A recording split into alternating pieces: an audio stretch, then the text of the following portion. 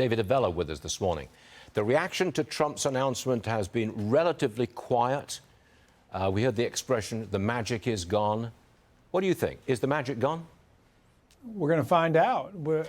What's your reaction to the speech last night? What did you think about the speech last night? Did it have the old magic?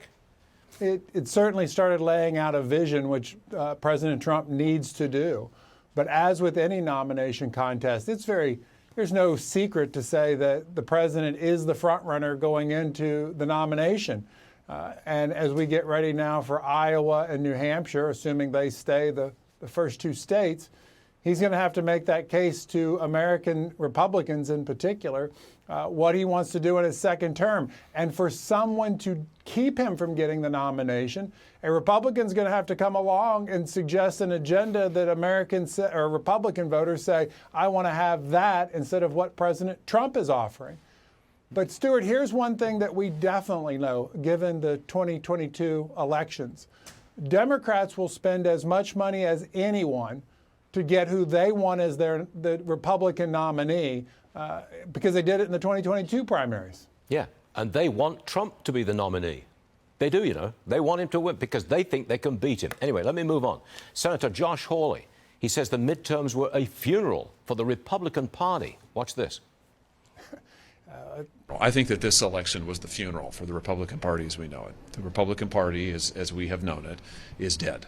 And voters have made that clear. And in particular, the folks who did not vote for Republicans in this last election were independent voters, working class independent voters, folks who voted for President Obama once upon a time, folks who then voted for President Trump but stayed home this time. We are not a majority party unless we can appeal to those voters.